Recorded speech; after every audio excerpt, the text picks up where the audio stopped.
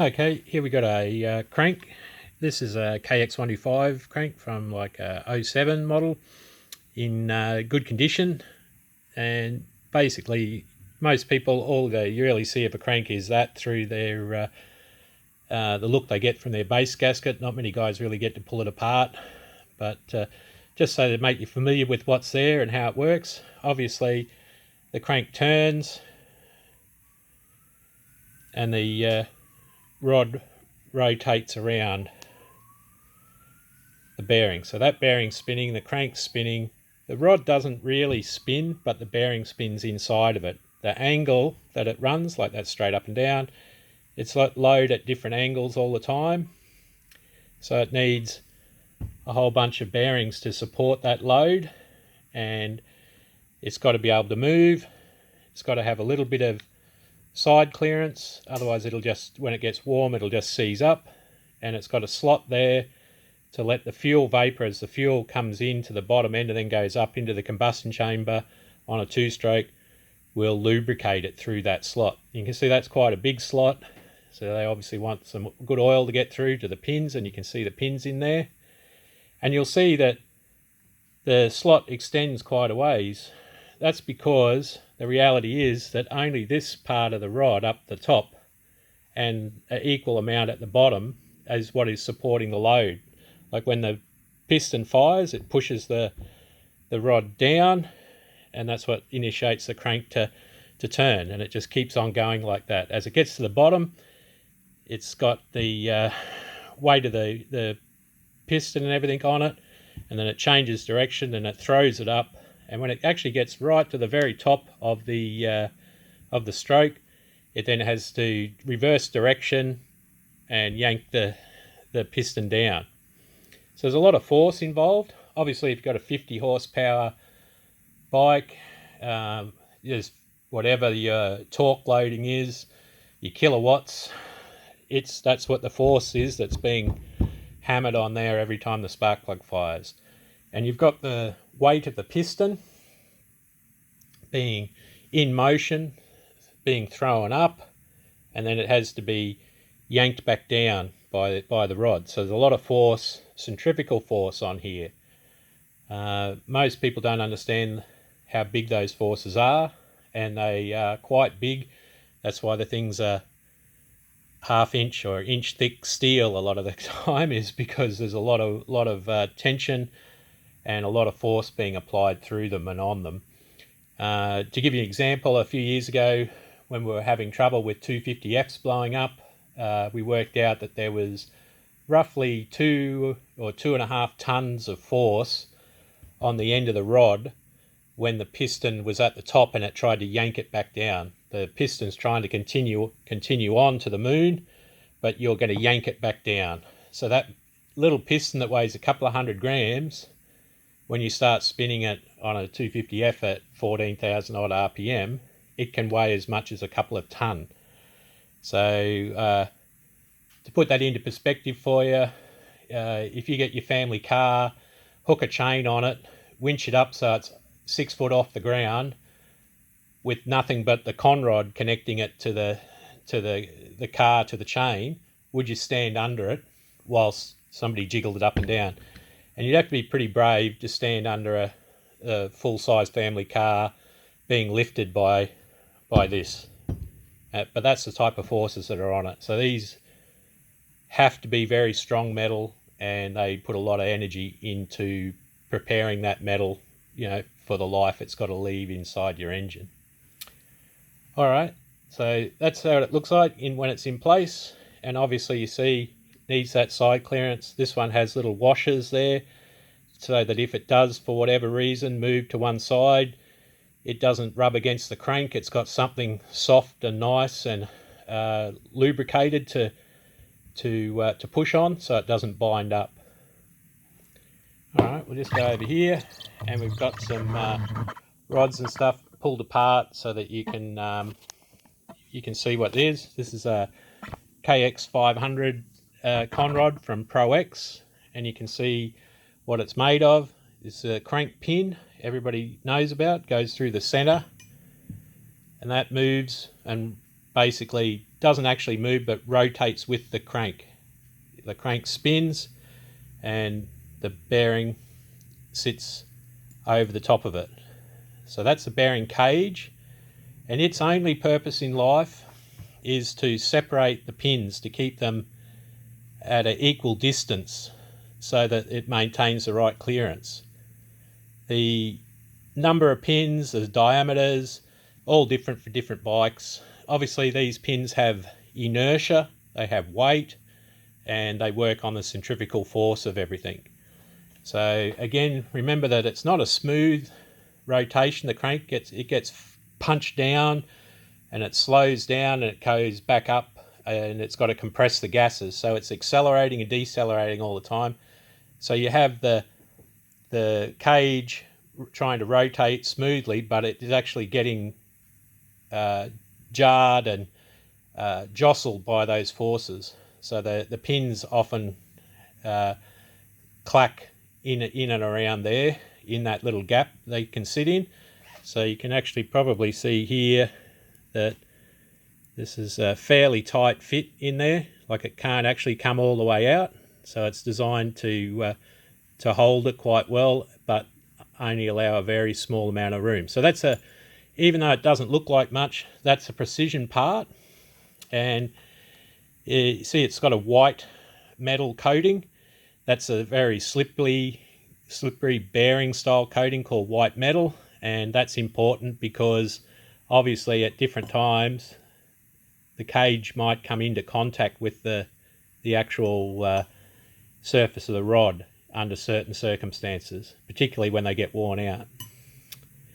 And there you can see the washers. They've got dimples in them to carry lubricating oil and fuel mix, so they sit there, and you can see they've got vent holes to let the lubricant in, so that there's always lubricant available should the rod move over the side and push against it. And that's as simple as that bearing is. It's only got a outer part of the bearing, which is your conrod. You've got the pins, or the bearing crank pins. It's a little bit hard on the terminology. They're actually like the roller bearings, or you can call them pin bearings, needle bearings. You can call them a lot of things. There's probably a technical term that you get told in university, but we just call them, that's the big end pin, that's the conrod. These is the big end bearing, or the bearing pins, and you got the bearing cage and the washers. So that's everything that goes together to make it. Now, we were talking about the tolerances. If you have a look here, there's a nice demonstration here in the drawing for Carrillo 4-stroke crank with the clearances on, and you can see there that is actually showing that they only want very minimal clearance there. So that's what is that? That's 5/1000ths of an inch, or 2 10,000ths of a millimeter. Pretty tight. You don't want too much clearance, and we'll get to that in a second. And obviously if you don't have enough clearance, it won't roll, it won't leave the room for the oil to sit on the bearing surface, or the crank pin surface and the rod surface, to provide the lubrication. So the clearances are very important and basically essential to the survival of that bearing. Alright, so we know what it looks like, we know what it works, and you can see, just going back to this drawing here, it's quite good. As that the crank rotates, and you have all of the forces coming down at top dead center, you can see only one crank pin roller will be supporting the entire weight of whatever's pushing on it, and vice versa. When it reaches top dead center, only that pin there will be supporting all that weight. That two tons plus worth of force will be going through the rod, through the pin to the crank pin. And like I said, as that goes around, there's an angle, so the load is in a lot of different directions. but basically supported by one or divided by two of those pins as they roll through different angles. So a lot of load on a little tiny pin. So there's 2.5 tons of force on that at times. So go over to the crank pins, and I've lined up the evolution of life, or the life cycle of a crank pin. Got a brand new one there. You can see it's perfectly clear, nice polished ground, precision finish. This one's done about 10 or 20 hours, and you can just see a little bit of change of colour. Maybe if you polish that up with a piece of Scotch-Brite, it might actually even go away, but you can see where the rollers have been living, like the rollers have left that mark. You can see actually marks there from the actual washers have been sitting there and cutting into it a little bit. So that's only after 10 or 20 hours. Then you can get a 30-hour old one there, and you can just see that burnishing there is a little bit more pronounced. At this stage, if you got a micrometer, you might be able to just start to detect a difference in size. So obviously the clearance starts to build. Now we go to one that's getting close to the end of its life, and you can see the burning, and you can actually see the width of the burning is changing. So it looks skinnier there and wider here. So that is because as the crank rotates, the loads are different. So one of those, probably the darker patch and wider patch, will be for the compression force, and the smaller, less contact area will probably be the centrifugal force loading. So this one hasn't failed yet, but it's getting close to it. As we follow the evolution along a bit further, now we're getting to one that's getting closer to failure. And then I think if you can see how the width of that and the darkness at the edge is indicative of the different load, and you can start to see that there's a difference in the actual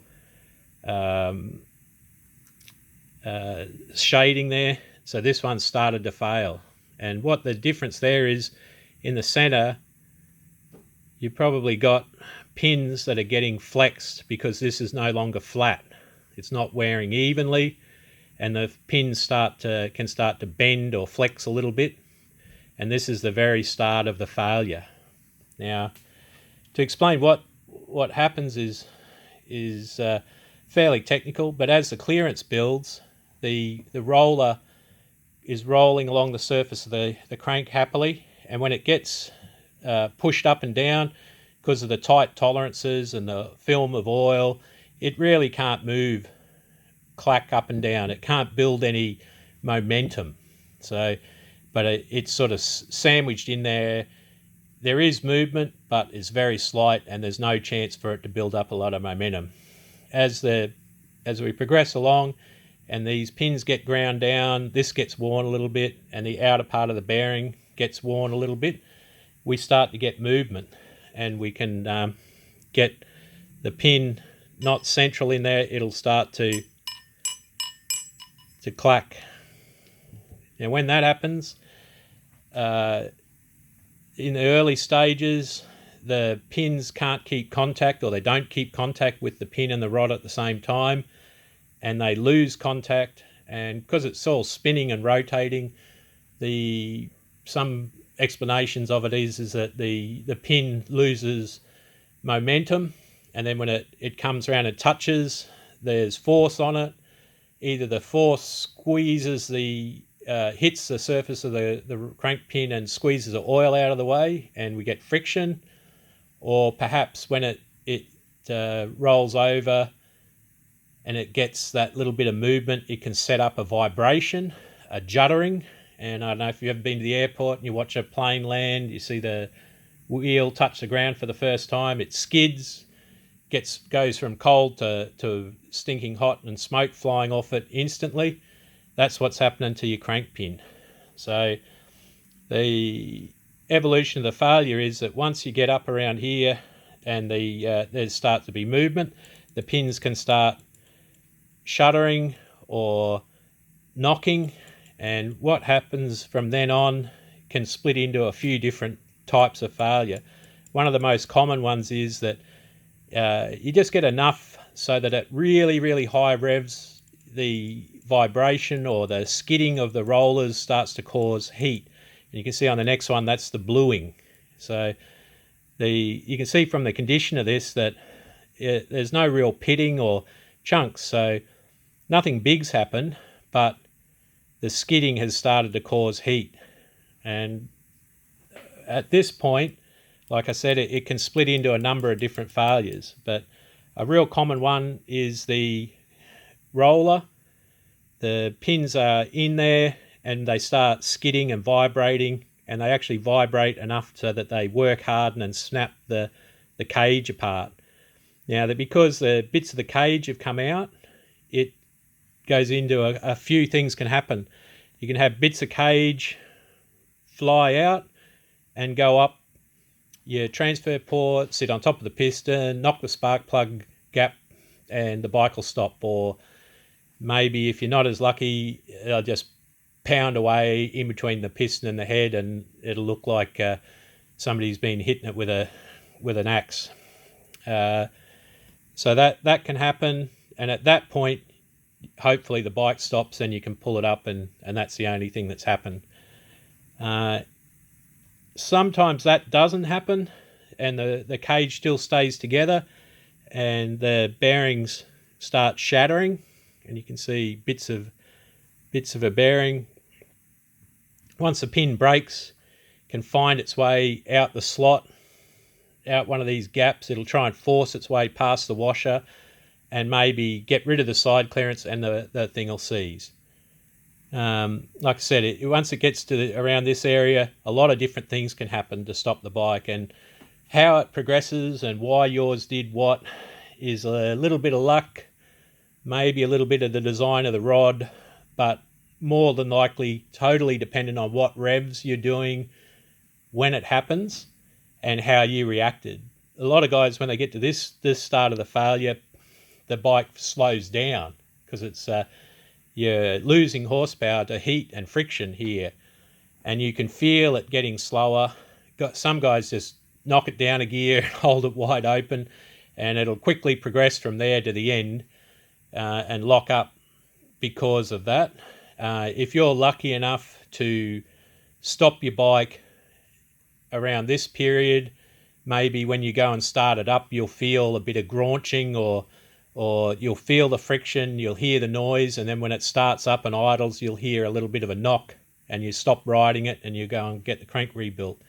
So the last one here, this is what happens if you keep riding it, and this is actually the rod from that bearing, and you can see that it's a couple of the pins have been flattened.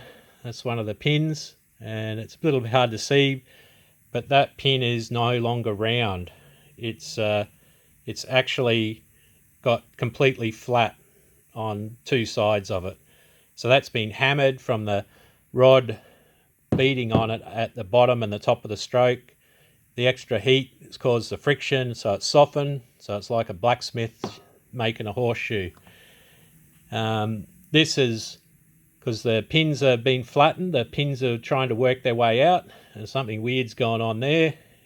They forced their way out and put load on it, squashed it, and they put all the load on one side of this crank, and it actually pushed that hard against the washer that the washer on the other side of this washer completely disintegrated. It melted and turned into like a gravel-like material. The little edges here pushed on it, and bits about the size of that started flying off of it. So the guy was going wide open. He would have felt it slow down, or maybe he didn't feel it slow down. He just kept it into it, and he held it WFO until it just stopped. And it stopped when the pins came out and jammed everything. So the pins those missing pins look like that. They just smashed into pieces, and it just graunched up and stopped. When I pulled it apart, there was no sign of this washer. So that had all gone into the bottom end, up the transfers, out the exhaust, and caused a hell of a mess to his Nicosil and the top of his piston and his head. So as your evolution, you start off with a brand new rod and you wind up with that. If you ride it long enough, they'll all go there. So the real secret is to keep track of how many hours you've done and what the condition of it is. Listen to your bike, keep notes, and it won't happen.